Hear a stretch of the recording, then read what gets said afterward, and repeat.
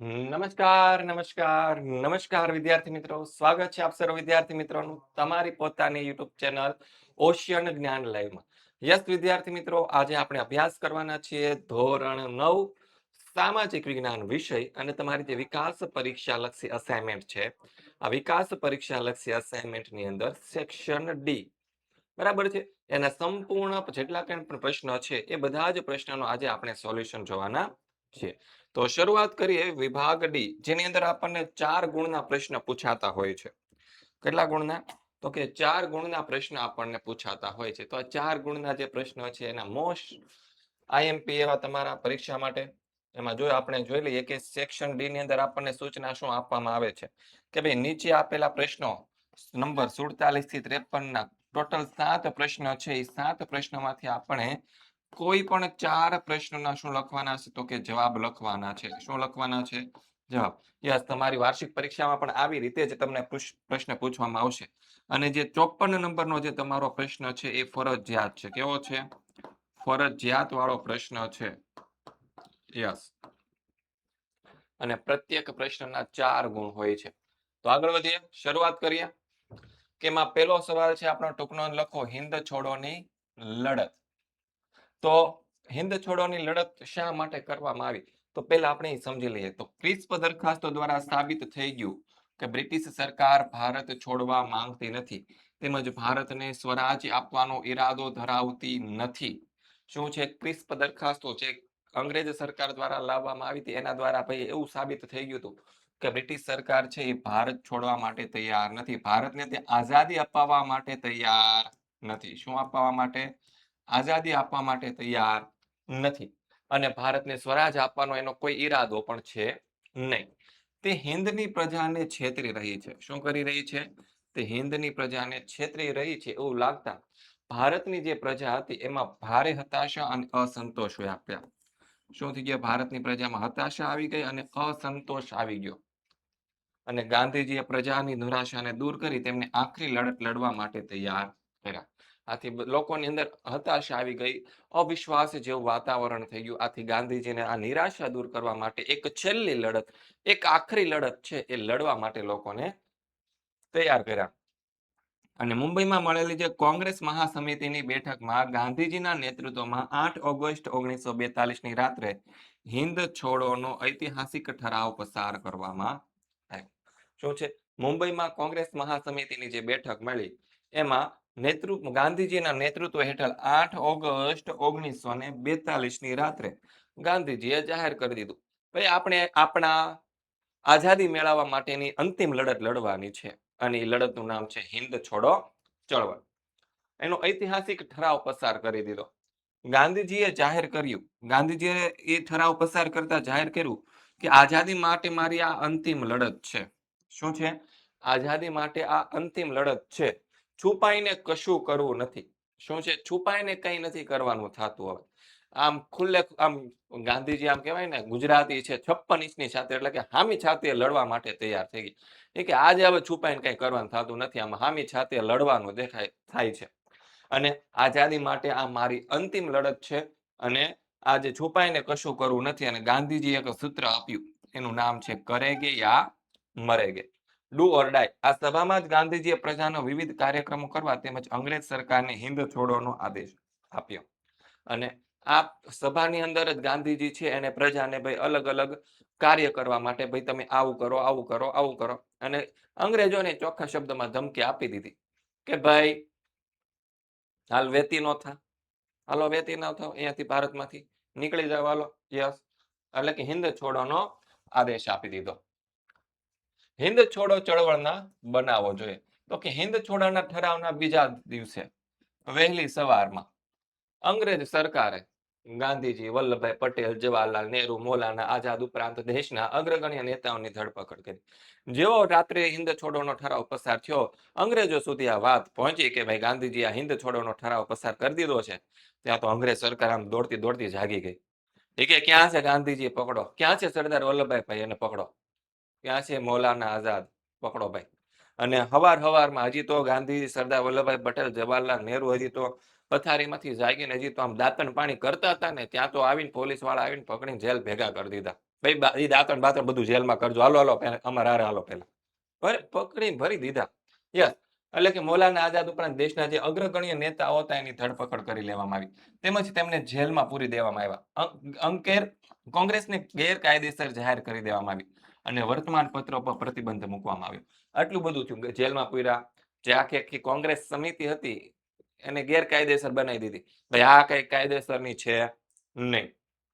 વર્તમાન પત્ર ન્યૂઝપેપર હતા એને ભાઈ શું કરી દીધું, તો કે વર્તમાન પત્રો જે હતા એને ગેરકાયદેસર કરી દીધા, એટલે કે એની ઉપર પ્રતિબંધ મૂકવામાં આવ્યો. અંગ્રેજ સરકારે પ્રાંતિક અને જિલ્લા કક્ષાના કોંગ્રેસી નેતાઓની ધરપકડ કરી. અંગ્રેજ સરકારે શું કર્યું, પ્રાંતિક અને જિલ્લા કક્ષાના જે કોંગ્રેસી નેતા હતા, ભાઈ અલગ અલગ પ્રાંતની અંદર જે કાર્ય બજાવતા હોય એવા બધા જે નેતાઓ હતા એની ધરપકડ કરી લીધી.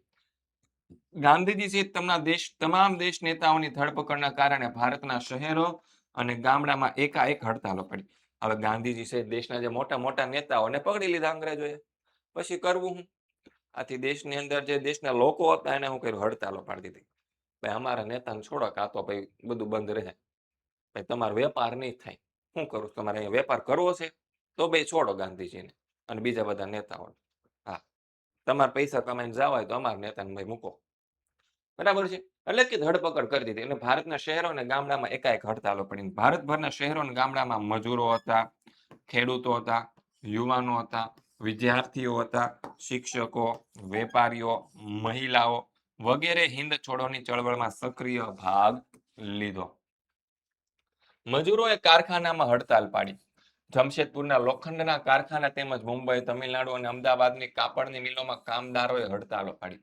અમદાવાદની કાપડની 75 જેટલી મિલો હતી એને 1,40,000 જેટલા મજૂરો હતા, એને 105 દિવસ સુધી શાંત અને અભૂતપૂર્વ હડતાલ પાડી. 75 મિલના 1,40,000 મજૂરો હતા, એને કેટલા 75 દિવસ સુધી શાંત અને અભૂતપૂર્વ. ભાઈ ગયા જ નહીં કારખાને, કામ અમારે નથી કરવો, ભાઈ કામ ધંધો લ્યો, તમારથી થાય એ તોડી લ્યો, તમારે કરજ જોતો છે ને અમે કઈ ઉત્પાદન જ નહીં કરીએ તો તમને ટેક્સ મળશે ક્યાંથી બાપલિયા, કમાહો હું લઈ જાહો અહીંયાથી, તમારી જ સરકાર પડી ભાંગશે, થાય તોડી લ્યો તમારથી. હા, બરાબર છે. અમદાવાદના બજારો 3 માસ સુધી બંધ રહ્યા અને બ્રિટિશ સરકાર સામે શાંતિથી દેખાવ કરી રહેલા લોકો પર સરકારે ઉગ્ર દમન નીતિ અપનાવી. એટલે કે બ્રિટિશ સરકાર સામે જે શાંતિથી દેખાવ કરતા હતા એની ઉપર ઉગ્ર દમન નીતિ અપનાવી. પરિણામે હિંસક તોફાનો ફાટી નીકળ્યા. અંગ્રેજો ઉગ્ર થયા એટલે લોકો પણ ઉગ્ર થયા અને હિંસક તોફાનો ફાટી નીકળ્યા. ભાંગતોડના બનાવો છે એવા બન્યા. લોકોએ રેલવે સ્ટેશનો, પોલીસ સ્ટેશનો, પોસ્ટ ઓફિસો, સરકારી મકાનો આ બધી વસ્તુને નુકસાન પહોંચાડ્યું અને કેટલાક સ્થળે તો રેલના જે પાટા હતા ને એને ઉખાડીને ફેંકી દીધા. દેશભરમાં મિલકતોને લૂંટવાના અને આગ લગાડવાના બનાવો બન્યા. એટલે કે જે અંગ્રેજ સરકારની જે મિલકતો હતી એને ભાઈ લૂંટવાના પ્રયત્નો થયો, એને આગ લગાડવાના પ્રયત્ન બન્યા. રેલવે સૌથી વધારે નુકસાન અંગ્રેજોને કોનું થયું, તો કે રેલવેનું થયું. કેટલાક વિસ્તારમાં લોકોએ બોમ્બનો પણ ઉપયોગ કર્યો, બોમ્બ બનાવીને ફેંકાય. હા, અનેક સ્થળે પોલીસ અને લોકો વચ્ચે હિંસક ઘર્ષણો પણ થયા. અંગ્રેજ સરકારે હિંદ છોડો ચળવળને દબાવી દેવા લાઠીચાર્જ, ટીયર ગેસ, ગોળીબારી વગેરેનો વ્યાપક ઉપયોગ કર્યો, પણ સરકારે લગભગ 70,000 કરતા વધુ લોકોને જેલમાં પૂર્યા. હવે અંગ્રેજ સરકારે આ હિંદ છોડો ચળવળ છે એને દબાવી દેવા માટે લાઠીચાર્જો કર્યા.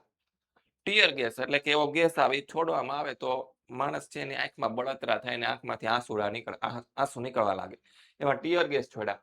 ગોળીબારીઓ કરી, આવું બધું કર્યું, પણ સરકારે 70,000 કરતા વધારે લોકોને જેલમાં પૂરી દીધા.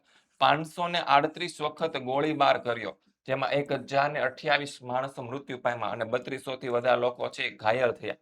આમ છતાં અંગ્રેજ સરકાર આ ચળવળને સંપૂર્ણપણે દબાવી શકી નહીં. આથી સરકારને ખાતરી થઈ ગઈ કે હવે ભારતને વધારે સમય સુધી પરાધીન એટલે કે ગુલામ રાખી શકાશે નહીં.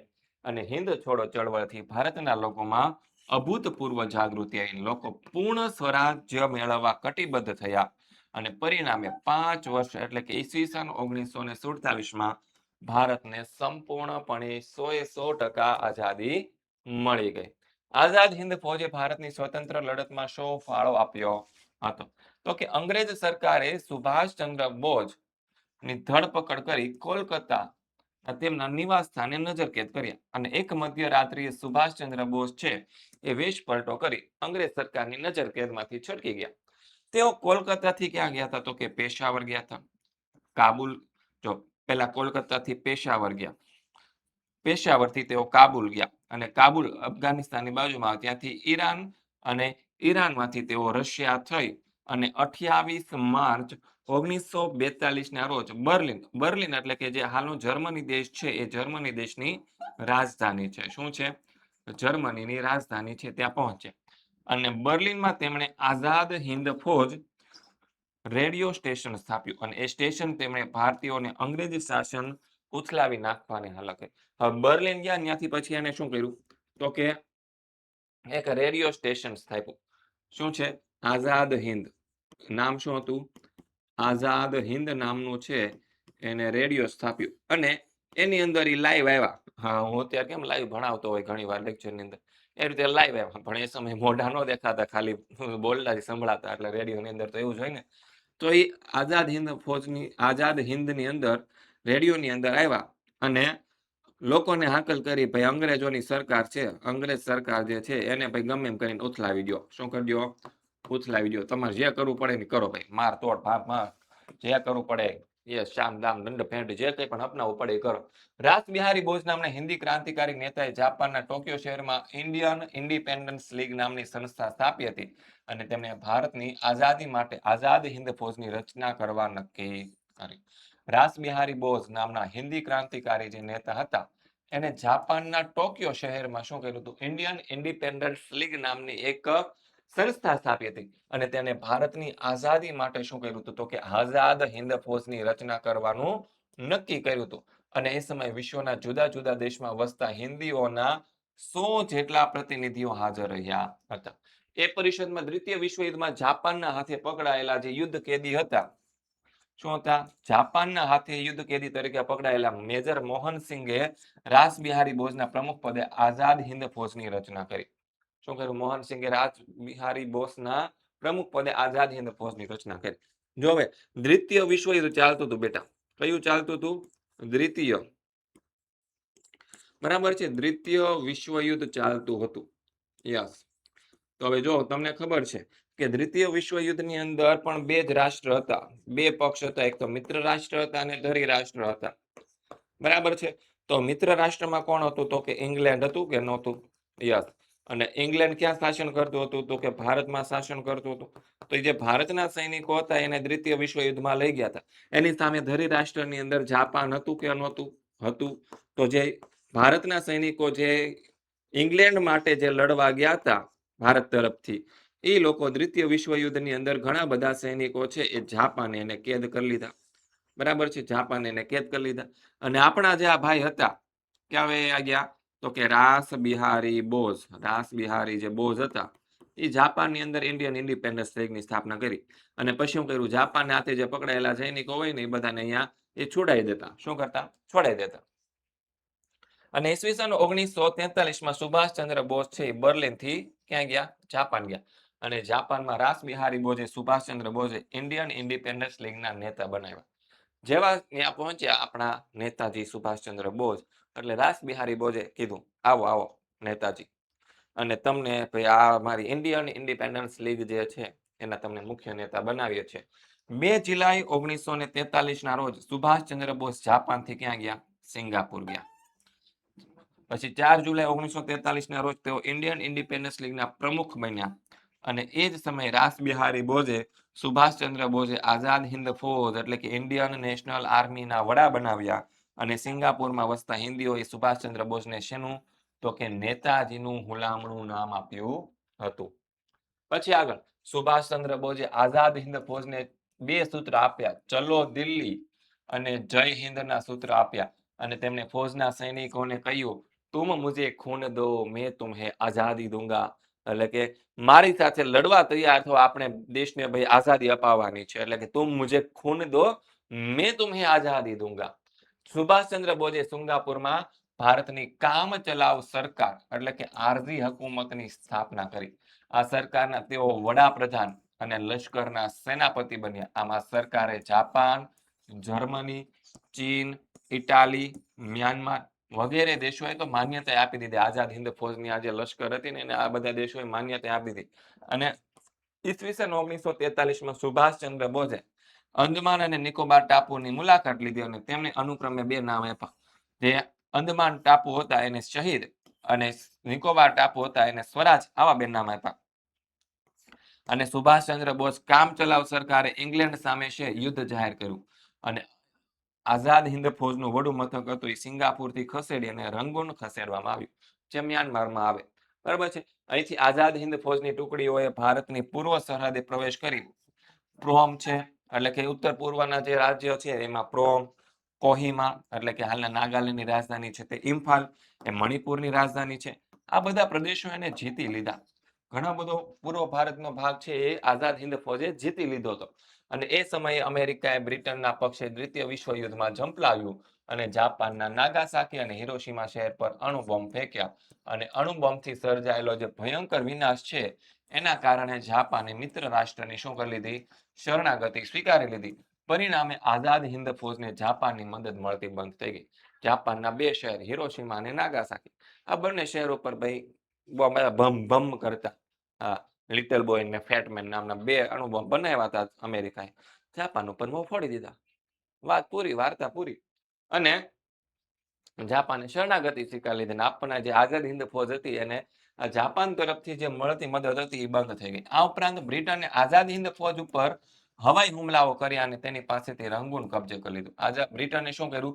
આઝાદ હિન્દ ફૌજ ઉપર શું કર્યા? હવાઈ હુમલા કર્યા, એટલે કે વિમાનમાંથી હુમલા કર્યા અને રંગૂન હતું એ કબજે કરી લીધું. આવી કપરી પરિસ્થિતિમાં આઝાદ હિન્દ ફૌજને વિખાઈ જવાની ફરજ પડી અને 18 ઓગસ્ટ 1945ના દિવસે સુભાષચંદ્ર બોઝનું વિમાની અકસ્માતમાં અવસાન થયું એવું માનવામાં આવે છે. શું છે? માનવામાં આવે છે. ખરેખર મૃત્યુ થયું હતું કે નહોતું થયું એ હજી એક વણ ઉકેલ્યા રહસ્ય જેવી વાત છે. આમ ભારતની સ્વતંત્ર લડતમાં આઝાદ હિન્દ ફૌજના નોંધપાત્ર કામગીરી બજાવી હતી. પછી આગળ જોઈએ. ગાંધીજીએ ભારતના ભાગલાનો કેમ સ્વીકાર કર્યો? શું છે? ગાંધીજીએ ભારતના ભાગલાનો કેમ સ્વીકાર કર્યો? તો કે જુલાઈ 1946ની ચૂંટણીમાં જે મુસ્લિમ લીગ હતી એને 78 બેઠકમાંથી 73 બેઠકો મેળવી હતી. તેથી મુસ્લિમ લીગે પાકિસ્તાન માટેની માંગણી પ્રબળ બનાવી. ભાઈ 78માંથી 73 બેઠકો એને મળે તો એટલે એ પોતાના અલગ દેશની માંગણી કરે. બ્રિટિશ સરકાર પર દબાણ લાવવા મુસ્લિમ લીગે 16 ઓગસ્ટ 1946નો દિવસ મુસ્લિમોને સીધા પગલા દિન તરીકે મનાવવાનો આદેશ કર્યો. એટલે કે અંગ્રેજ સરકાર ઉપર એને ભાઈ શું દબાણ લાવું? તો ભાઈ અમને અલગ પાકિસ્તાન દેશ આપો, અમને અલગ પાકિસ્તાન દેશ આપો. જો નહીં આપો તો અમે ભાઈ સીધા પગલા દિન તરીકે ઉજવીશું. પછી એમાં અમે જે કરવી તમારે પછી સહન કરી લેવાનું થાય. હા ભાઈ, બરાબર છે. અને પરિણામે દેશભરમાં શું થયું? હિંસક કોમી તોફાનો ફાટી નીકળ્યા. એટલે કે મુસ્લિમ લોકો જે હતા એ હિંસક કોમી તોફાનો લઈને ગમે ત્યાં તોડફોડ કરવા લાગ્યા. આ પરિસ્થિતિમાં જે વલ્લભભાઈ પટેલ હતા, જવાહરલાલ નહેરુ હતા, એ સહિતના કોંગ્રેસના નેતાને લાગ્યું કે ભાઈ પાકિસ્તાનની માંગણી સ્વીકાર્યા વિના અન્ય કોઈ બીજો કોઈ વિકલ્પ છે નહીં. વલ્લભભાઈ પટેલ, જવાહરલાલ નહેરુ એને લાગ્યું કે ભાઈ પાકિસ્તાનને એક અલગ દેશ બનાવી દઈએ, એની સિવાય કે બીજો કોઈ ઓપ્શન વધ્યો નથી. મુસ્લિમ લીગ અને મોહમ્મદ અલી જીન્નાનો હઠાગ્રહ. 9 ડિસેમ્બર 1946ના રોજ મળેલી બંધારણ સભાનો મુસ્લિમ લીગે કરેલો બહિષ્કાર તેમજ 31 જાન્યુઆરી 1947ના રોજ મુસ્લિમ લીગે પાકિસ્તાન મેળવવા માટે જલદ કાર્યક્રમો યોજવાના આગ્રહને કારણે હિન્દના ભાગલા પાડવાની પરિસ્થિતિ સર્જાઈ. તેથી માઉન્ટ બેટને ભારતના ભાગલાની યોજના રજૂ કરી. અનેક સ્વાયત્ત અને વિરોધી એકમો વાળી નિર્બળ કેન્દ્ર સરકાર કરતા કેન્દ્રને અધીન એવા વહીવટી એકમો સાથેની સુદૃઢ કેન્દ્ર સરકાર ધરાવતું હિન્દ વધારે શાંતિ ભોગવી શકશે. એટલે કે માઉન્ટ બેટન જે હતા એ સમયના ભારતના વાઇસરોય એને ભાઈ સમજાવ્યા વલ્લભભાઈ પટેલ, જવાહરલાલ નહેરુને કે ભાઈ આ મુસ્લિમ, ભારત, હિન્દુ આ બધાની અલગ અલગ બધાની સરકારો હશે અને એવું જે ભારત હશે એની અંદર હંમેશા ડખાસ થયા કરશે તમને ભવિષ્યની. એની કરતા તમે ભાઈ ભાગલા પાડી દો અને એક મજબૂત શાસન વાળો એક ભારત બનાવો તો એ વધારે શાંતિથી રહેશે. માઉન્ટ બેટનની આ દલીલ છે જવાહરલાલ નહેરુ અને સરદાર વલ્લભભાઈ પટેલને યોગ્ય લાગી અને તેમને ગાંધીજી સાથે માઉન્ટ બેટનની યોજનાની ચર્ચા કરી. એટલે કે જવાહરલાલ નહેરુ અને સરદાર વલ્લભભાઈ પટેલને લાગ્યું નહીં, માઉન્ટ બેટન વાત તો હાશી કહેશે, એમાં કોઈ શંકાને સ્થાન નથી, હાલો આપણે ગાંધીજી. પછી બંને ગયા ગાંધીજી પાસે મનાવવા માટે. કે ભાઈ બાપુ માની જાવ ને વાલા, કઈ હાવ કઈ આમ ન હોય. આપણે આઝાદ થઈને પછી ઘરમાં ઓલા ઠામણા ઉડે એના કરતા તો બાપલિયા સારું છે કે ભાઈ અલગ થઈ જવા જો ને એને. એટલે આપણા દેશની અંદર તો શાંતિ રહે, ન કરતો ભાઈ જ્યાં સુધી દેશ રહે ત્યાં સુધી આવું ને આવું જ હેલા રાખશે, બાંધવાનું, તોડવાનું, ફોડવાનું. એના કરતા અલગ કરજો ભાઈ એને. અને ગાંધીજીએ ના છૂટકે અને ભારે હૈયે છે હિંદના ભાગલાની યોજના નો સ્વીકાર કર્યો. પછી ટૂંકનો અંત લખો દાંડી કૂચ. ધ મોસ્ટ આઈએમપી પ્રશ્ન કેવો છે? મોસ્ટ આઈએમપી પ્રશ્ન, આમ કહે ને 5 સ્ટાર વાળો. કેવા સ્ટાર વાળો? 5 સ્ટાર વાળો પ્રશ્ન છે આ. સવિનય કાનૂન ભંગની ચળવળના ભાગરૂપે ગાંધીજીએ દાંડી ગામના દરિયા કિનારે જઈ મીઠાના કાયદાનો ભંગ કર્યો. શું? સવિનય કાનૂન ભંગની ચળવળના ભાગરૂપે ગાંધીજીએ શું કર્યું? દાંડીના દરિયા કિનારે જઈ અને મીઠાના કાયદાનો ભંગ કરવાનું નક્કી કર્યું. અને 11 માર્ચની સાંજે ગાંધીજીએ અમદાવાદના સાબરમતી હરિજન આશ્રમમાં હજારો લોકોની સભાને સત્યાગ્રહનો સંદેશો આપ્યો. અને ધરપકડ થાય તો પણ લોકોની મક્કમતાપૂર્વક અહિંસક રીતે અંગ્રેજ સરકાર સામે લડત આગળ વધારવાનો તેમણે અનુરોધ કર્યો હતો. તેમણે અમદાવાદના સાબરમતી હરિજન આશ્રમથી 12 માર્ચ 1930ના રોજ પોતાના 78 સત્યાગ્રહીઓ સાથે નવસારી જિલ્લાના દાંડી બંદરના દરિયા કિનારા સુધી 370 કિલોમીટરની પદયાત્રા યોજી અને તેમની એ ઐતિહાસિક યાત્રા દાંડી કૂચના નામે પ્રસિદ્ધ થઈ હતી. 29 માર્ચ 1930ના રોજ દાંડી યાત્રામાં ગાંધીજીએ પ્રતિજ્ઞા કરી કે ભાઈ હું કાગડા કૂતરાના મોતે મરીશ પરંતુ સ્વરાજ નહીં મળે ત્યાં સુધી આ હરિજન આશ્રમની અંદર હું હવે પાછો ફરીશ નહીં. અને દાંડી યાત્રાના માર્ગમાં ગામે ગામ સત્યાગ્રહીઓનું ભવ્ય સ્વાગત કરવામાં આવતું. દરેક ગામમાં ગાંધીજી છે સભા યોજીને લોકોને જાગૃત કરતા અને મીઠાના અન્યાય કાયદા વિશે છે એ સવિનય કાનૂન ભંગ અને સત્યાગ્રહ વિશે છે લોકોને સમજાવતા. ગાંધીજી અને તેમના સાથીઓએ 24 દિવસની પદયાત્રા બાદ 5 એપ્રિલ 1930ના દિવસે છે લોકો દાંડી પહોંચી ગયા. અને 6 એપ્રિલ 1930ના રોજ સૂર્યોદય સમયે ગાંધીજીએ છે દાંડીના દરિયા કિનારે અગરમાંથી મુઠ્ઠી મીઠું લઈ અને મીઠાના કાયદાનો ભંગ કર્યો અને ધરપકડ વરી લીધી. અને ગાંધીજીએ ગગનભેદી અવાજે જણાવ્યું કે ભાઈ મેને નમક કા કાનૂન તોડ દિયા. શું કર્યા? તેમણે ત્યાં ઉપસ્થિત જનતાને સંબોધિત કરતા કહ્યું કે હું બ્રિટિશ સામ્રાજ્ય રૂપી ઇમારતના પાયામાં લૂણો લગાડું છું. અને દાંડી કૂચે ભારતના લોકોમાં અપૂર્વ જાગૃતિ, અપાર શ્રદ્ધા, ચેતના અને એકતા જગાવવાનું અદ્ભુત કાર્ય કર્યું. સમગ્ર દેશમાં મીઠાના કાયદાનો ભંગ કરવાના સત્યાગ્રહો થયા. અને મહાદેવભાઈ દેસાઈ છે એને આ દાંડી કૂચને ગૌતમ બુદ્ધની જે મહાભિ નિષ્ક્રમણની જે ઘટના છે એની સાથે સરખાવી હતી. પછી નીચે આપેલા ચિત્ર જોઈ તેમને ભારતીય સ્વતંત્ર ચળવળમાં આપેલા ફાળા વિશે ચર્ચા કરો. ભાઈ આ ચિત્ર કોનું છે? તો કે આપણે આ બધાને આપણે બધા છે આ વ્યક્તિને આપણે નેતાજીના નામે ઓળખીએ છીએ. નેતાજી સુભાષચંદ્ર બોઝ. કોણ છે?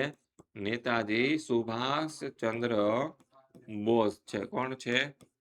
નેતાજી સુભાષચંદ્ર બોઝ.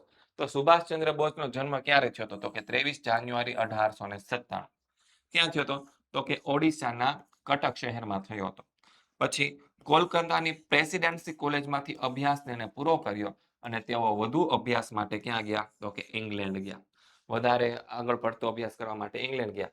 તેમણે લંડનમાં ICS એટલે કે ઇન્ડિયન સિવિલ સર્વિસની પદવી મેળવી અને પ્રેસિડેન્સી કોલેજના ઘમંડી અંગ્રેજ અધ્યાપકોના હિન્દીમાં પ્રત્યે અપમાનજનક વર્તનના તેમાં ક્રાંતિના બી રોપ્યા હતા. અને 1923માં તે રાષ્ટ્રીય સ્વરાજ પક્ષમાં જોડાયા અને ટૂંક જ સમયમાં તે યુવાનોના અતિ પ્રિય નેતા બની ગયા. યસ, જોડાયા તરત જ યુવાનોના નેતા બની ગયા. દેશની સવિનય કાનૂન ભંગની ચળવળમાં ભાગ લઈ તેઓ જેલમાં પણ ગયા હતા. અને ઈસવીસન 1938માં 41 વર્ષની વયે સુભાષચંદ્ર બોઝ હરિપુર એટલે કે સુરત કોંગ્રેસ અધિવેશનના પ્રમુખ બન્યા. અને ગાંધીજી સાથે તેને મતભેદ થયો એટલે કે ગાંધીજીના વિચારો હતા અને સુભાષચંદ્ર બોઝના જે વિચારો હતા એ કંઈ ખાસ મેળ ખાતા નહોતા. આથી અને એને શું કર્યું? કોંગ્રેસ છોડી દીધી અને મે 1939માં એક નવો પક્ષ થયો એનું નામ હતું ફોરવર્ડ બ્લોક. શું નામ હતું? Forward block. ત્યાર પછી તેમણે બ્રિટિશરો વિરુદ્ધ છે લોકમત જાગૃત કરવા દેશના વિવિધ ભાગોમાં પ્રવાસ કર્યો અને અનેક સભાઓ યોજી. અંતે બ્રિટિશ સરકારે હિન્દ સંરક્ષણ ધારાનો ઉપયોગ કરી અને સુભાષચંદ્ર બોઝને ક્યાં પૂરી દીધા? જેલમાં પૂર્યા. અને કારાવાસ દરમિયાન તેમની તબિયત બગડી અને તેને તેના પોતાના ઘરમાં જ નિવાસ સ્થાનની અંદર નજરકેદ કર્યા. અને 26 જાન્યુઆરી 1941ના રોજ મધ્યરાત્રિએ સુભાષચંદ્ર બોઝ છે પોતાનો વેશ પલટો કરી અને નજરકેદમાંથી છટકી ગયા અને 28 માર્ચ 1942ના રોજ જર્મની બર્લિન પહોંચી ગયા. બર્લિનમાં તેમણે આઝાદ હિન્દ રેડિયો સ્ટેશન સ્થાપ્યું. આ સ્ટેશને સુભાષચંદ્ર બોઝ ભારતીયોને અંગ્રેજ શાસન ઉઠાવી નાખવાની હાકલ કરી. 1943માં તે બર્લિનથી જાપાન ગયા. ક્યાં ગયા? જાપાન ગયા. 2 જુલાઈ 1943ના રોજ તેઓ જાપાનથી સિંગાપુર ગયા. 4 જુલાઈ 1943ના રોજ તે આઝાદ હિન્દ ફૌજના સર્વોચ્ચ નેતા બન્યા અને નેતાજીનું હુલામણું નામ મળ્યું. સુભાષચંદ્ર બોઝે 2 સૂત્ર આપ્યા, ચલો દિલ્હી અને જય હિન્દ. બરાબર છે. તેમણે ફૌજના સૈનિકોને કહ્યું, તું મુझे खून दो, मैं तुम्हें आजादी दूंगा. અને ઓક્ટોબર 1943માં સિંગાપુરમાં તેમણે ભારતની કામચલાઉ સરકાર એટલે કે આરઝી હકુમતની રચના કરી અને એ સરકારે ઇંગ્લેન્ડ સામે યુદ્ધ જાહેર કર્યું. 1944માં નેતૃત્વ નીચે સૈનિકોએ ભારતની પૂર્વ સરહદે પ્રવેશ કરી રંગૂન, કોહિમા, પ્રોમ, ઇમ્ફાલ આ બધા પ્રદેશો જીતી લીધા અને એ અરસામાં અમેરિકાએ છે દ્વિતીય વિશ્વ યુદ્ધ દરમિયાન ઝંપલાવ્યું અને જાપાનના નાગાસાકી અને હિરોશીમા શહેર પર અણુબોમ્બ ફેંક્યા. તેનાથી ભયંકર વિનાશ સર્જાતા જાપાન મિત્ર રાષ્ટ્રની શરણાગતિ સ્વીકારી. પરિણામે જાપાન તરફથી આઝાદ હિન્દ ફૌજને મળતી મદદ બંધ થઈ ગઈ અને એને વિખેરાઈ જવાની બ્રિટને હવાઈ હુમલા કરી આઝાદ હિન્દ ફૌજના સૈનિકોને પીછેટ કરવાની ફરજ પડી અને મે 1945માં બ્રિટિશ દળોએ આઝાદ હિન્દ ફૌજ પાસેથી રંગૂન જીતી લીધું. આથી આઝાદ હિન્દ ફૌજને વિખરાઈ જવાની ફરજ પડી અને સ્વરાજ્ય પ્રાપ્તિનું સુભાષચંદ્ર બોઝનું સ્વપ્ન પૂરું ન થયું અને 18 ઓગસ્ટ 1945ના રોજ સુભાષચંદ્ર બોઝનું વિમાની અકસ્માતમાં અવસાન થયું અને એવું માનવામાં આવે છે. અને સુભાષચંદ્ર બોઝનું બલિદાન એલે ન ગયું. ટૂંક સમયમાં ભારતને આઝાદી મળીને 1941થી મૃત્યુ પરત વિદેશમાં જ રહીને સુભાષચંદ્ર બોઝે ભારતની સ્વતંત્રતા લડતમાં અનન્ય ફાળો આપ્યો છે. બરાબર છે. હવે વિદ્યાર્થી મિત્રો તમારા માટે એક ખાસ મહત્વની વાત એ છે કે હાલમાં તમે ધોરણ 9ની અંદર અભ્યાસ કરો છો અને તમે આજે વિકાસ પરીક્ષા લક્ષી અસાઇનમેન્ટ જે છે ને એને તદ્દન એકદમ ફ્રીમાં મેળવી શકો છો. કેવી રીતે મેળવી શકો છો? તદ્દન એકદમ ફ્રી મેળવી શકો છો. સર ફ્રીમાં જોતું હોય તમારે કરવાનું શું? તો કાંઈ કરવાનું નહીં બેટા, તમારા બ્રહ્માસ્ત્ર બેચની અંદર જોઈન થઈ જવાનું છે. બ્રહ્માસ્ત્ર બેચ પણ કયા ધોરણની? તો કે ધોરણ 10ની. સર અમે ધોરણ 10ની બ્રહ્માસ્ત્ર બેચમાં શું કામ જોઈન થઈએ? તો કે આવતા વર્ષે તમે ધોરણ 10ની અંદર આવશો કે નહીં આવો? તો એ ધોરણ 10ની અંદર તમને આખું વર્ષ અભ્યાસ કરવાની જરૂર પડશે કે નહીં પડે? પડશે જ ને. તો એ ધોરણ 10ની બ્રહ્માસ્ત્ર બેચની અંદર જોઈન થઈ. સર એનાથી હું અમને ખાલી વિકાસ અસાઇનમેન્ટ ફ્રીમાં મળી જાય બસ એટલું જ? ના ભાઈ ના. સાંભળ મારી વાત સાંભળ. હું મળશે? તો કે ધોરણ 9નું અસાઇનમેન્ટ છે એ તને મળશે. ધોરણ 9નું જે રિવિઝન છે, આપણે રિવિઝન સિરીઝ લોન્ચ કરીએ છીએ એ રિવિઝન સિરીઝ તમને મળશે. ધોરણ 10ની બ્રહ્માસ્ત્ર બેચ મળશે. ધોરણ 10ની આઈએમપી બેચ મળશે. ધોરણ 10ની પેપર સોલ્યુશન બેચ મળશે અને બધી જ વસ્તુ તમને લાઈવ ભણાવવામાં આવશે. કેવી રીતે ભણાવવામાં આવશે? લાઈવ ક્લાસમાં ભણાવવામાં આવશે. જો સ્વાધ્યાય પોથી આવતી હશે તો સ્વાધ્યાય પોથી, સ્વાધ્યાય પોથી આવતી હશે તો સ્વાધ્યાય પોથીના સોલ્યુશન પણ મળશે. સ્વાધ્યાયના સોલ્યુશનની પીડીએફ પણ મળશે. નેવિગેટર મળશે. હેન્ડ રિટન બુક મળશે. લાઈવ ચેટ બોક્સ છે એ પણ તમને મળશે. આટલા બધા ફાયદા છે તો બ્રહ્માસ્ત્ર બેચની અંદર જોડાઈ જવાય. કોન્ટેક્ટ નંબર તમને અહીં આપેલો છે. ઓલવેઝ 70 46 22 22 54.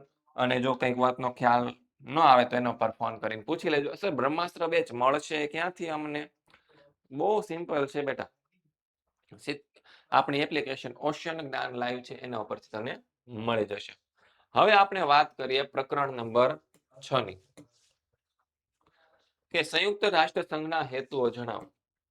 તો જો સંયુક્ત રાષ્ટ્ર સંઘના હેતુઓના ઉદ્દેશ્ય નીચે મુજબ હતા. પહેલું તો શું છે? આંતરરાષ્ટ્રીય શાંતિ અને સલામતી જાળવવાનું. પછી શાંતિને અવરોધરૂપ બાબતો અટકાવી કે દૂર કરવી. આક્રમણના કે શાંતિ ભંગના બનાવોને નાબૂદ કરવા. અસરકારક સામૂહિક પગલાં ભરવા. દરેક આંતરરાષ્ટ્રીય વિવાદ કે ઝઘડાનો શાંતિમય સાધનો દ્વારા ઉકેલ લાવવાનો છે. પછી ત્રીજું શું છે? આત્મનિર્ણય અને સમાન હકના પાયા પર વિશ્વના રાષ્ટ્રો વચ્ચે છે પરસ્પર મૈત્રી ભર્યા સંબંધો રચાય અને એને વિકસાવવાના અને વિશ્વ શાંતિ જાળવવા માટે યોગ્ય પગલાં ભરવા. જગતના રાષ્ટ્રોની આર્થિક, સામાજિક, સાંસ્કૃતિક, કે માનવતાવાદી સમસ્યાઓનું નિરાકરણ લાવવા આંતરરાષ્ટ્રીય સહકાર પ્રાપ્ત કરવાનું છે.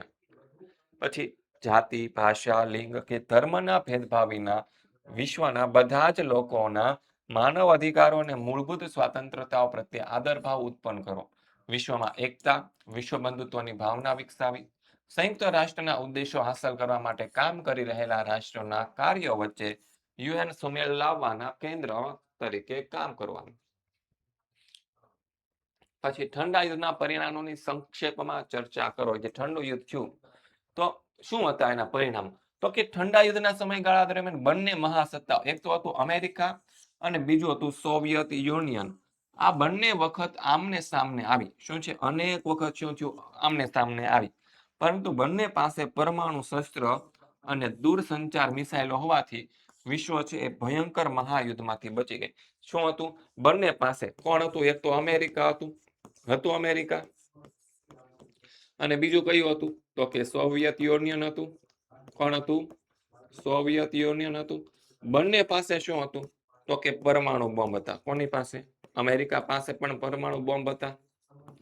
તો કે હતા. સોવિયત યુનિયન પાસે પરમાણુ બોમ્બ હતા. તો કે હતા. હવે બોમ્બ ફેંકવા માટેના ભાઈ મિસાઇલો હતી. તો કે હતી. યસ, બંને પાસે શું હતું? મિસાઇલ હતી. સર, આની પાસે હતી મિસાઇલ? તો કે હા હતી. તો જો અમેરિકા વાળા જો પરમાણુ બોમ્બ મિસાઇલમાં લગાવીને આમ કરીને આમ સોવિયત યુનિયન ઉપર આમ ફેંકવા જાય તો સોવિયત યુનિયન વાળા શું કઈ બાકી મૂકે? તો કે નો બાકી મૂકે. એ પણ શું કરે? આમ કે આમ હામી મિસાઇલો જવા દે. શું કરે? આમ કે આમ હામી મિસાઇલો જવા દે. એટલે બંનેને એકબીજાનો ડર લાગતો. ઈ મારી ઉપર હું ફેંકીશ તો એ મારી ઉપર ફેંકી દે તો ભાઈ નુકસાન તો મને જાહે જાહે જાહે જાહે જાય જ ને ભાઈ. બરાબર છે. આથી છે વિશ્વ છે અનેક વખત આવા હુમલામાંથી બચી ગયું. બંને મહાસત્તાઓ વચ્ચે શરૂ થયેલી જે શસ્ત્ર સ્પર્ધા હતી એ પરાકાષ્ઠાએ પહોંચી. એટલે કે બંને દેશો છે શસ્ત્ર સ્પર્ધા કરતી. અમેરિકા વાળા કે હું સૌથી વધારે પરમાણુ બોમ્બ ને મિસાઇલ બનાવી દઉં, રશિયા વાળા કે હું સૌથી વધારે બનાવી દઉં, અને બંનેની વચ્ચે સ્પર્ધાઓ છે કે કોણ સૌથી વધારે બનાવે. પરાકાષ્ઠા એટલે કે ટોપ લેવલ ઉપર પહોંચી ગઈ. અને દુનિયાના મુખ્ય શક્તિશાળી રાષ્ટ્રો વચ્ચેના આંતર સંબંધોમાં આમૂલ પરિવર્તન આવ્યું. એટલે કે બંને દેશોના જે શક્તિશાળી દેશો છે એનું જે આમ કહેવાય કે સંબંધો છે એમાં આમૂલ બહુ મોટો ફેરફાર થયો. કારણ કે દ્વિતીય વિશ્વયુદ્ધ વખતે તો બંને મિત્ર રાષ્ટ્ર સાથે હતા ને. દ્વિતીય વિશ્વયુદ્ધના અંતે જ્યારે જગતમાં અમેરિકા એકલું જ અણુબોમ્બ જેવું વિનાશકારી શસ્ત્ર ધરાવતું હતું, પરંતુ ઈસવીસન 1949માં સોવિયત યુનિયને સફળ અણુ અખતરો કરી પોતાની તાકાતનું પ્રદર્શન કર્યું. અને વિશ્વના મોટા ભાગના દેશો એકબીજા પ્રત્યે ભારોભાર અવિશ્વાસ હતો અને તેમને એકબીજાનો ભય સતત સતાવ્યો હતો. તેથી જગતના એક યા બીજા લશ્કરી જૂથમાં જોડાયા. પછી આગળ જોઈએ. ટૂંક નોંધ લખો. બર્લિનની નાકાબંધી. તો કે દ્વિતીય વિશ્વયુદ્ધને અંતે જે જર્મની હારી ગયું હતું. કોણ હારી ગયું હતું? જર્મની હારી ગયું હતું. તો એ જર્મની જે હારી ગયું હતું એને 4 વહીવટી વિભાગમાં વહેંચી દેવામાં આવ્યું. એ જ રીતે એની રાજધાની જે બર્લિન હતી એને પણ 4 વહીવટી વિભાગમાં વહેંચી દેવામાં આવી. કોને? બર્લિનને. બરાબર છે. થોડા વર્ષો પછી અમેરિકા, ફ્રાન્સ અને બ્રિટને પોતાના વહીવટી હેઠળના પશ્ચિમ જર્મનીના 3 પ્રદેશનું એકીકરણ કરી નાખ્યું. એટલે કે જે ભાગ બ્રિટન પાસે હતો, અમેરિકા પાસે હતો અને ફ્રાન્સ પાસે હતો, ત્રણેય ભેગા થઈ ગયા. હાલો આપણે ત્રણેય હારે થઈ જાય. એક બાજુ રહી ગયું રશિયા અને એક બાજુ આ ત્રણેય દેશો. અને એકીકરણ કરી અને એને નામ આપ્યું federal Republic of East Germany. East શું કીધું આપણને અહીંયા? એ પછી વર્ષો પછી અમેરિકા, ફ્રાન્સ અને બ્રિટને પોતાના વહીવટી હેઠળના પશ્ચિમ જર્મની, પશ્ચિમ જર્મની કીધું છે, અહીંયા આપણને ઈસ્ટ આપ્યું છે પણ અહીંયા ઈસ્ટ નહીં આવે, આવશે અહીંયા વેસ્ટ આવશે. West Germany. આ દેશોએ પશ્ચિમ જર્મનીના 3 પ્રદેશોના એકીકરણની જેમ બર્લિનના 3 વિભાગોને પણ શું કરી દીધા? એક જ બનાવી દીધા. યસ. અને આ પ્રક્રિયાના વિરોધ રૂપે એપ્રિલ 1948માં સોવિયત યુનિયને બર્લિનની નાકાબંધી જાહેર કરી અને પરિણામે પશ્ચિમી દેશ અને સોવિયત યુનિયન વચ્ચે ભારે તણાવ ઊભો થયો. અને ઘણા વિદ્વાનો આ નાકાબંધીને શું કહે છે? તો કે ઠંડા યુદ્ધનો આરંભ માને છે. તો ખાસ યાદ રાખજો, ઠંડા યુદ્ધનો આરંભ ક્યારથી થયો હતો? તો કે ઠંડા યુદ્ધનો આરંભ શું છે? ઠંડા યુદ્ધનો આરંભ ક્યાંથી? તો કે બર્લિનની નાકાબંધી. ક્યાંથી? બર્લિનની નાકાબંધી. બરાબર છે. અને ઠંડા યુદ્ધના અંતનો આરંભ શું છે? ઠંડા યુદ્ધના અંતનો આરંભ છે. જો અંતનો આરંભ ક્યારથી થયો હતો? તો કે અંતનો આરંભ થયો તો ક્યુબાની કટોકટીથી.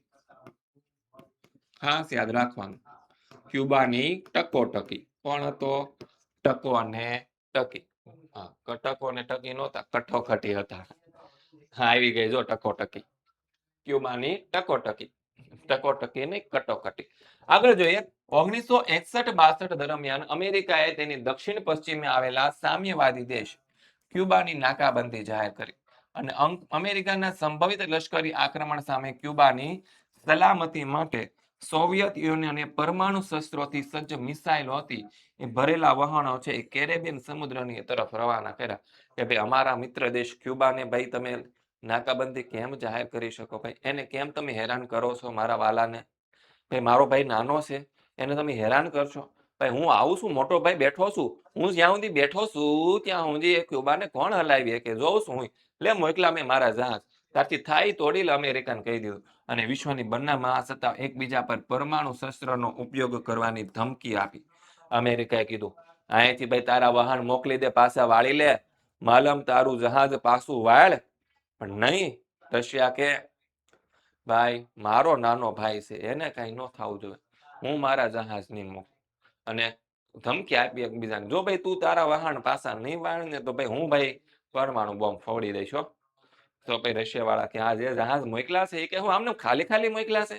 ના વાલા મારા, એની અંદર છે પરમાણુ બોમ્બ ભરીને જ મોકલા. જો એકાદો કેતો હોય તો અખતરો કરીને દેખાડું તને.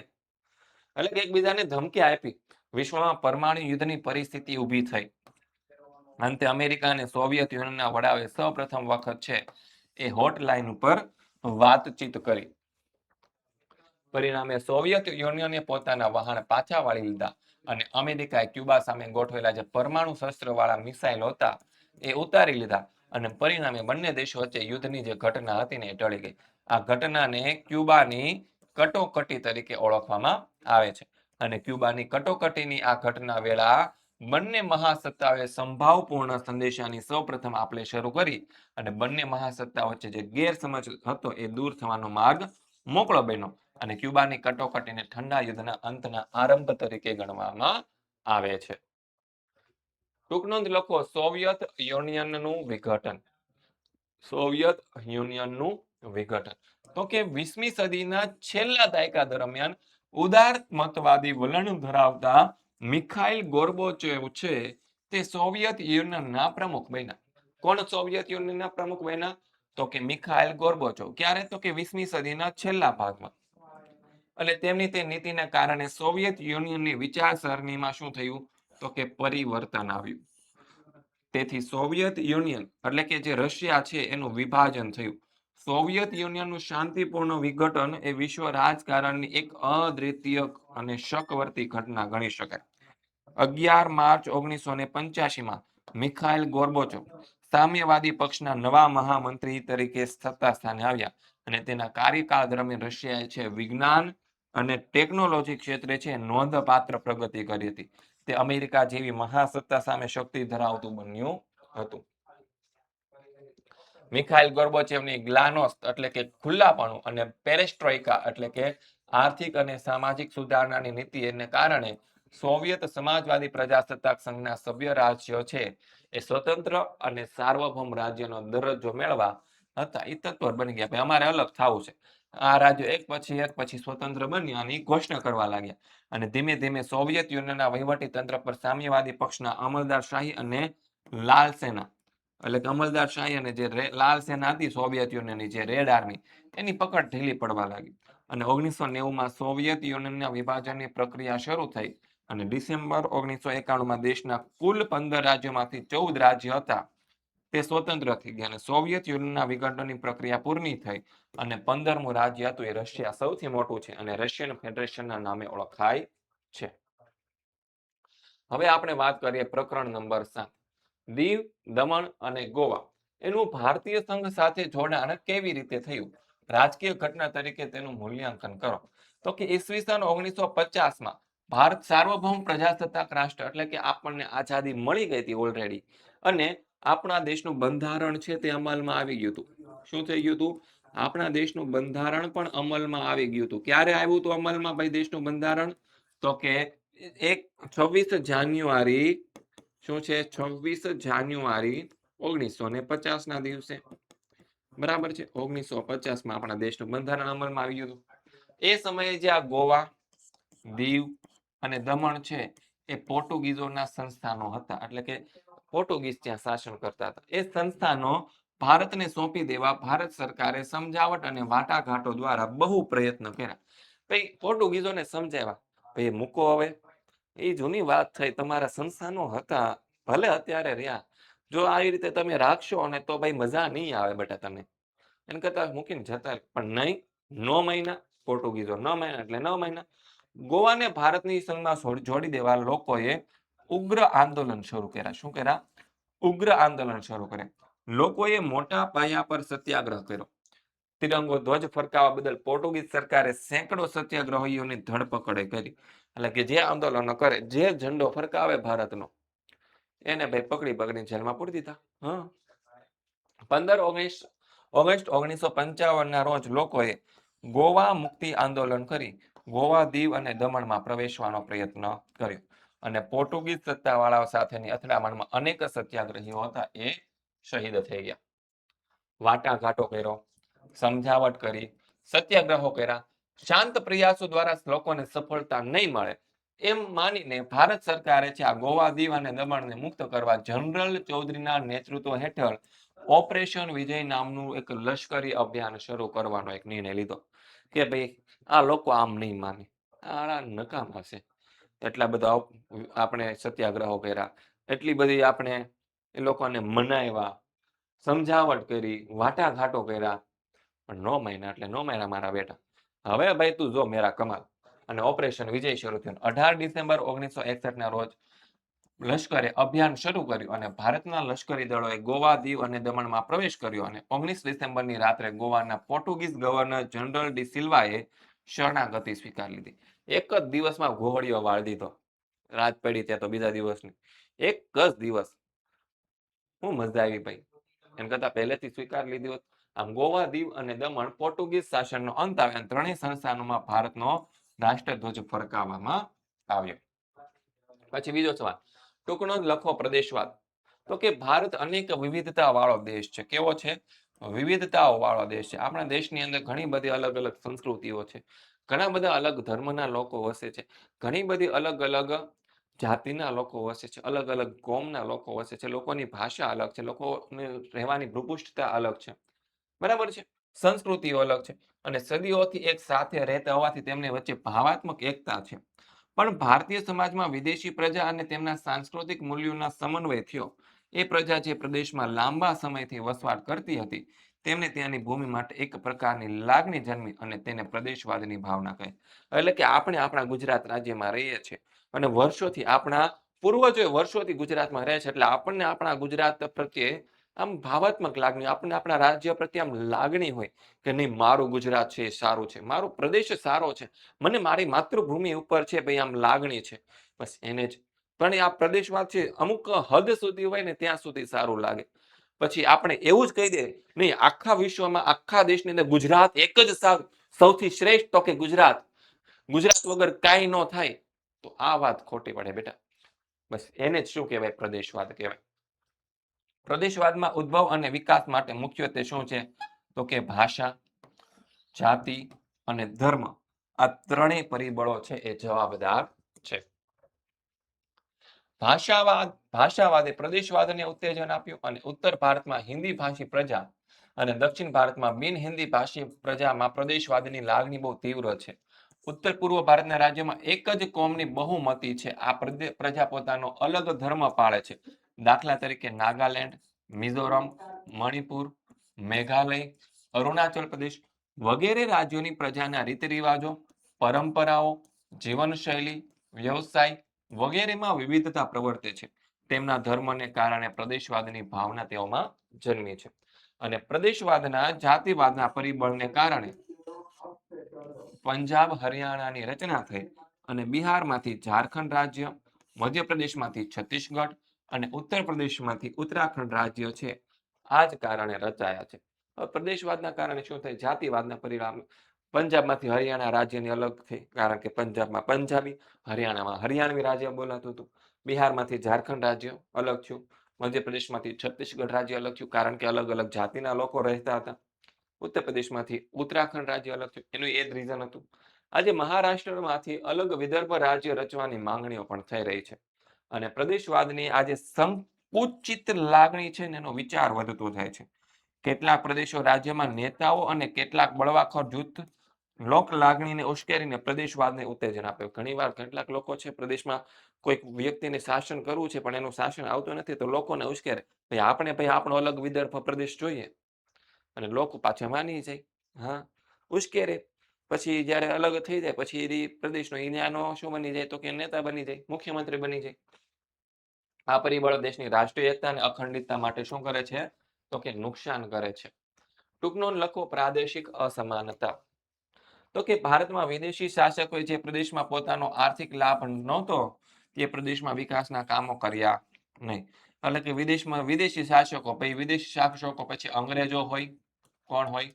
અંગ્રેજો હોય કે બીજા કોઈ પણ આક્રમણકારો છે, એ જ્યારે પણ ભારતમાં આક્રમણ કરીને આવ્યા અને જ્યાંથી એને લાભ થતો હતો એ વિસ્તારનો એને વિકાસ કર્યો, જ્યાંથી એને લાભ નહોતો થતો એનો વિકાસ કર્યો નહીં. એના કારણે પ્રાદેશિક અસમાનતા સર્જાઈ. ભારતની ભૌગોલિક વિશાળતા અને ભિન્નતાના કારણે દેશના જુદા જુદા પ્રદેશના રાજ્યોના સમતોલ આર્થિક વિકાસ થયો નથી.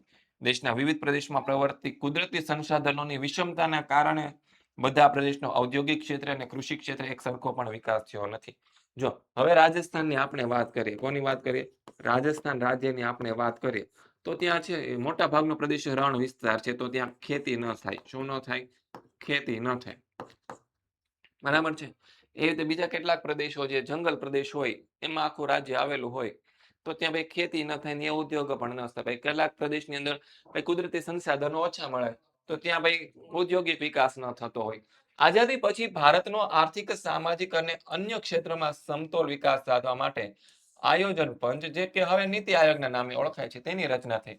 જેનો મુખ્ય હેતુ શું હતો? તો કે જુદા જુદા પ્રદેશનો સમતોલ આર્થિક સહિત અન્ય ક્ષેત્રમાં વિકાસ સાધવાનો હતો. પરંતુ પ્રદેશવાદના દબાણો, રાજકીય કારણોથી વિકાસ યોજનાઓ પોતાના પ્રદેશમાં લઈ જવાની ખેંચતાણ, વિકાસ માટેના સ્ત્રોતો અને અનેક પરિબળોને લીધે દેશના બધા પ્રદેશનો સમતોલ આર્થિક વિકાસ સાધવામાં નોંધપાત્ર સફળતા મળી નથી. આથી સમતોલ વિકાસની બાબતમાં અસમાનતા પ્રવર્તતી આપણને જોવા મળે છે.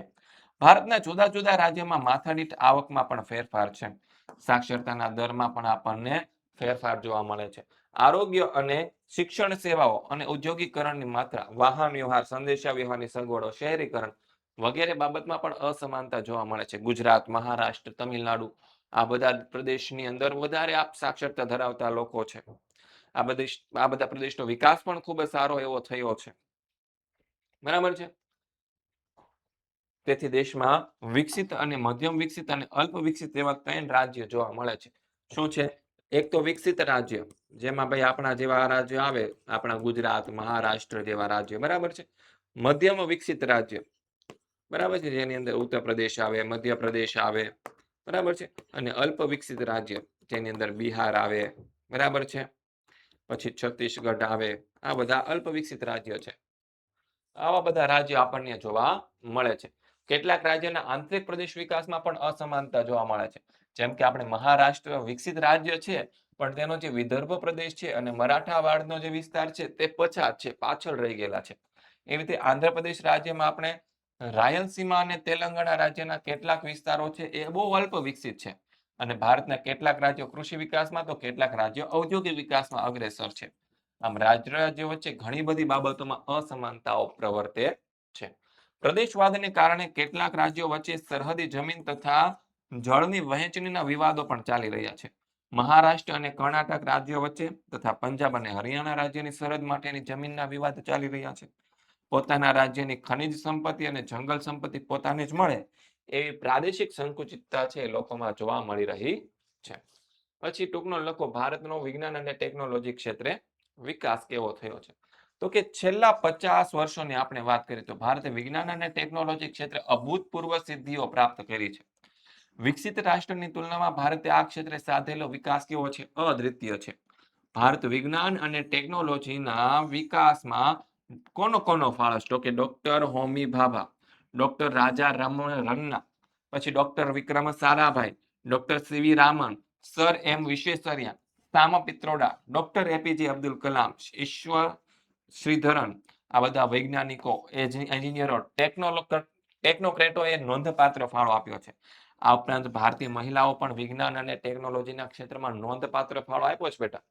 વનસ્પતિ ક્ષેત્રે જાનકી અમ્મા, રસાયણિક શાસ્ત્ર ક્ષેત્રે અસીમા ચેટર્જી, તબીબ ક્ષેત્રે ડોક્ટર ઇન્દિરા આહુજા, ગણિત શાસ્ત્રમાં માનવ સંગણક એટલે કે હ્યુમન કોમ્પ્યુટરમાં શંકુતલા દેવી અને અવકાશ ક્ષેત્રે કલ્પના ચાવલા અને સુનિતા વિલિયમ્સ, આ બધાએ પણ ખૂબ જ ફાળો આપ્યો છે.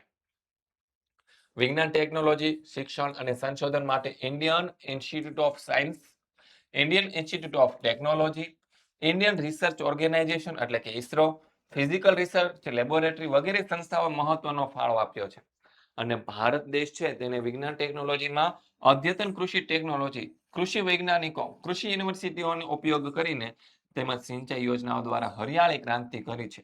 આમાં ક્રાંતિના પરિણામે ભારત અન્ન ઉત્પાદક ક્ષેત્રે છે એ કેવું બન્યું છે?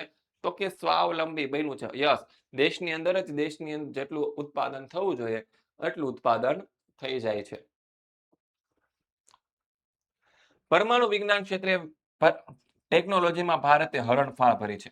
ભારતમાં ભાભા પરમાણુ ક્ષેત્ર સંશોધન, વૈજ્ઞાનિકો, ઇજનેરો અને ટેકનોક્રેટોના સંયુક્ત પ્રયાસથી અદ્યતન પરમાણુ મથકો ઊભા કર્યા છે. ભારતે પરમાણુ બોમ્બ અને વિવિધ અંતરના મિસાઇલ વિકસાવ્યા છે. અને દરેક દેશના સંરક્ષણ માટે ભારતે રાજસ્થાનમાં પોખરણ ખાતે 2 વખત સફળ પરમાણુ પરીક્ષણો પણ કર્યા હતા. ભારતે અવકાશ સંશોધન ક્ષેત્રે અસાધારણ સિદ્ધિઓ પ્રાપ્ત કરી છે. ભારતે આર્યભટ્ટ, ભાસ્કર, રોહિણી જેવા ઉપગ્રહો અવકાશમાં છોડ્યા છે. તેમજ ઉપગ્રહો છોડવા માટેના વ્હીકલ જેને આપણે GSLV કહીએ છીએ તે પણ ભારતે પોતાની જાતે વિકસાવ્યા છે, બનાવ્યા છે. છેલ્લા એક જ દાયકામાં ભારતે ટેલિકોમ્યુનિકેશન અને માહિતી ટેકનોલોજી ક્ષેત્રે અદ્વિતીય પ્રગતિ સાધી છે. દેશમાં telephone, mobile telephone, TV, computer વગેરે ઉપકરણનો ઉપયોગ ઉત્તરોત્તર વધતો જાય છે. આ ઉપરાંત ભારતમાં ઉદ્યોગો, ઉર્જા, કૃષિ, આરોગ્ય વગેરે ક્ષેત્રમાં બાયોટેકનોલોજીનો પણ સતત ઉપયોગ વધતો જાય છે. પછી હરિયાળી ક્રાંતિ ટૂંકનો લખો. તો કે ભારતમાં કૃષિ ક્ષેત્રે આવેલા ટેકનિકલ અને સંસ્થાગત સુધારાના પરિણામે દેશ અન્ન ઉત્પાદનમાં સ્વાવલંબી બન્યો. જો આ ટેકનિકલ સુધારા છે અને સંસ્થાગત સુધારા છે, આ બંને છે ને તમારા 10મા ધોરણની અંદર આવવાના છે. ક્યાં આવવાના છે? 10મા ધોરણની અંદર. ટેકનિકલ એટલે કે જે ખેતીની અંદર જે નવી નવી ટેકનોલોજી આવે તે, અને સંસ્થાગત એટલે કે સરકાર દ્વારા જે ખેડૂતોને મદદ કરવામાં આવે તે સંસ્થાગત સુધારા. બસ એટલું યાદ રાખવાનું. દેશમાં કૃષિનું ઉત્પાદન ઘણું વધ્યું છે. આ ઘટના હરિયાળી ક્રાંતિ કહેવાય. એટલે કે આ જે સુધારો આવ્યા, ટેકનિકલ સુધારા અને સંસ્થાગત સુધારા, એના કારણે ખેતીની અંદર આપણું ઉત્પાદન બહુ વધી ગયું. અને આ ઘટનાને શું કહેવાય છે? હરિયાળી ક્રાંતિ. ભારતે હરિયાળી ક્રાંતિ સાધી એની પાછળ રહેલા કારણો કે મોટા જળાશયો અને બંધોમાંથી કાઢેલી નહેરો વડે વિકસાવવામાં આવેલી સગવડો, અદ્યતન કૃષિ ટેકનોલોજીનો ઉપયોગ થાય છે.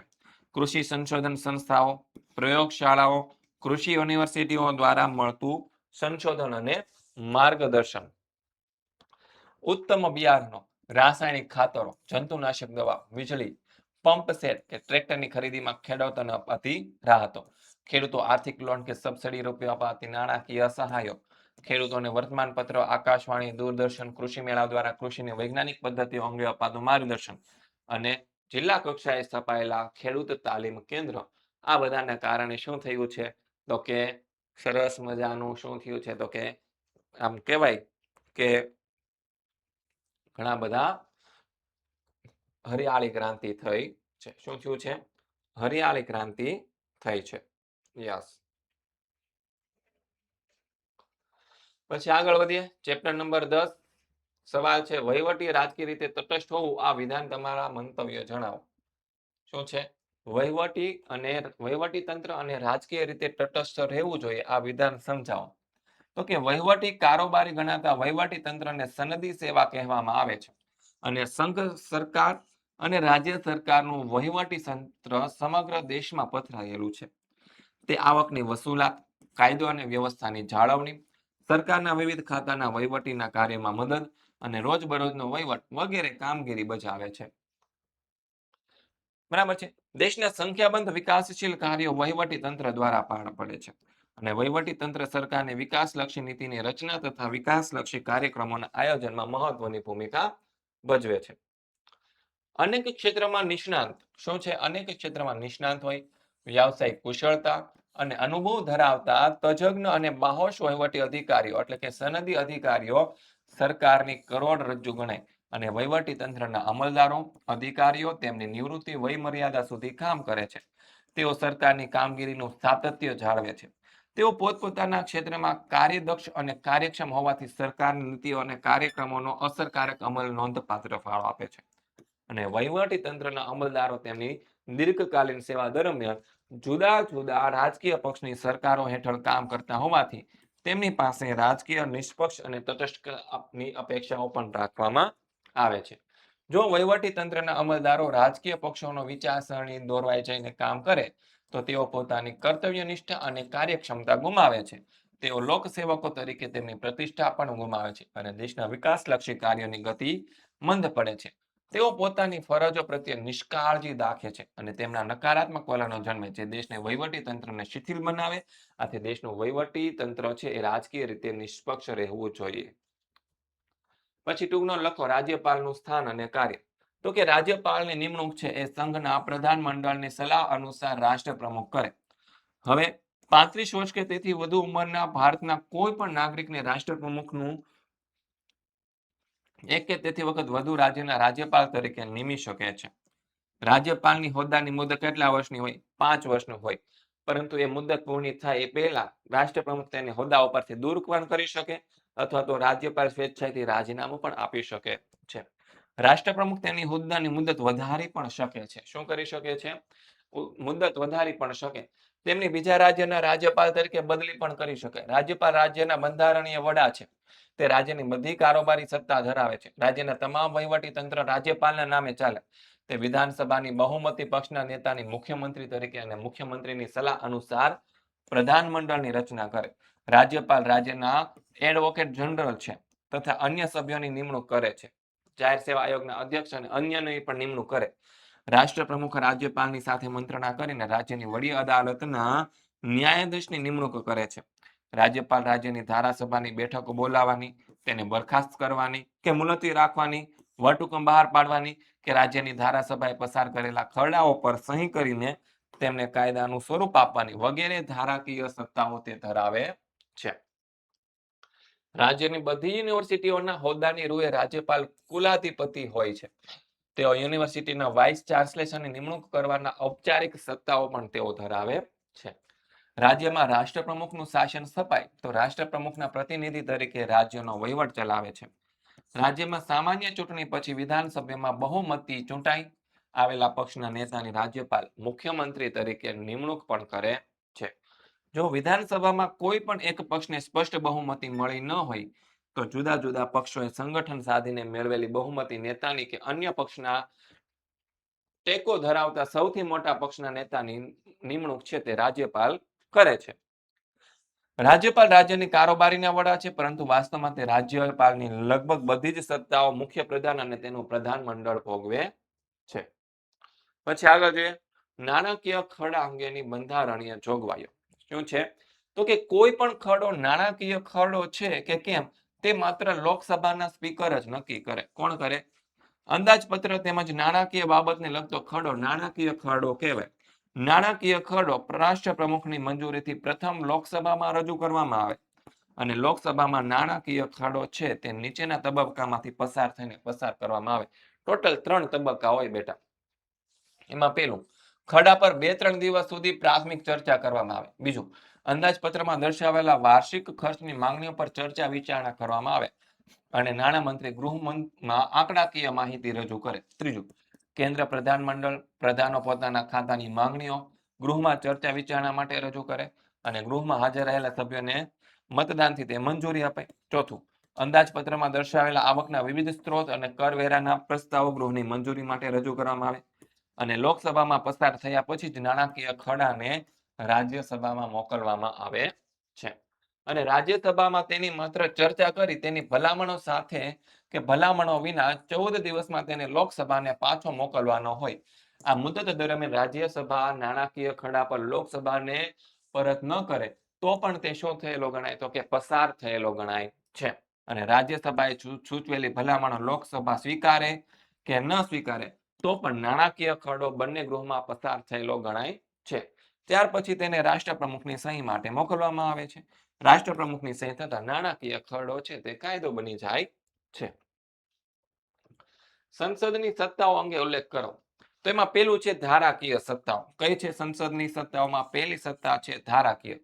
તો કે સામાન્ય સંજોગોમાં સંસદ સંઘ યાદી અને સંયુક્ત યાદીમાં સૂચવેલા વિષયો પર કાયદાઓ ઘડે.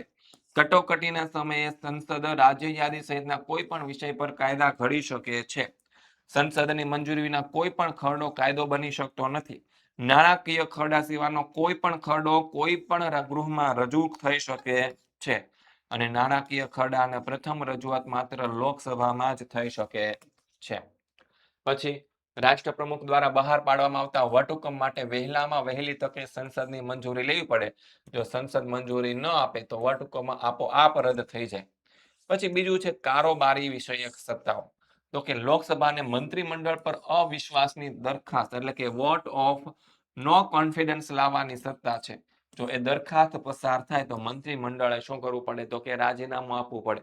લોકસભા નાણામંત્રીએ રજૂ કરેલા નાણાકીય ખરડાને નામંજૂર કરીને સમગ્ર મંત્રીમંડળ રાજીનામું આપવાની ફરજ પાડી શકે. સંસદના સભ્યો મંત્રીઓને રાજ્ય વહીવટ સંબંધી પ્રશ્ન અને પેટા પ્રશ્ન પૂછવાની તેમજ પ્રજાના જાહેરહિત પ્રત્યે મંત્રીઓનું ધ્યાન દોરવાની સત્તા છે. સંસદની બેઠક ચાલુ હોય ત્યારે સંસદનો કોઈ પણ સભ્ય જાહેરહિતના મહત્વના પ્રશ્ન પરત્વે મંત્રીમંડળનું ધ્યાન દોરવા સભા મોકૂફીની દરખાસ્ત રજૂ કરી શકે. સંસદ મંત્રીમંડળ વિરુદ્ધ ઠપકાની દરખાસ્ત પસાર કરે તો પણ મંત્રીમંડળે રાજીનામું આપવું પડે છે. ત્રીજું છે નાણાકીય સત્તાઓ. નાણામંત્રી અને રેલવે મંત્રીએ રજૂ કરેલા અંદાજપત્ર મંજૂર કરવા. આકસ્મિક ખર્ચ નિર્ધારણમાંથી સરકારે ખર્ચેલી રકમ મંજૂર કરવી. સરકારે આગલા વર્ષે કરેલા ખર્ચના ઓડિટ કરેલ હિસાબ અને અહેવાલ મંજૂર કરવા વગેરે સંસદની નાણાકીય સત્તાઓ છે. અંદાજપત્ર સહિત તમામ નાણાકીય બાબતો પ્રથમ લોકસભામાં રજૂ કરવામાં આવે અને લોકસભામાં પસાર કર્યા પછી જ તેને રાજ્યસભામાં મોકલવામાં આવે. અને રાજ્યસભાએ માત્ર ચર્ચા કરી અને 14 દિવસમાં નાણાકીય ખરડો લોકસભાને પાછો મોકલવાનો હોય છે. આ મુદત દરમિયાન રાજ્યસભાએ ખરડો લોકસભામાં પરત ન કરે તો પણ તે પસાર થયેલો ગણાય છે. ચોથું, ન્યાય વિષયક સત્તાઓ. તો કે સંસદ લોકસભાના સ્પીકર અને ડેપ્યુટી સ્પીકર તેમજ રાજ્યસભાના અધ્યક્ષ અને ઉપાધ્યક્ષને બંધારણના ભંગ બદલ કે કોઈ પણ ગંભીર ગુના માટે બહુમતીથી ઠરાવ પસાર કરીને પદ ભ્રષ્ટ કરી શકે.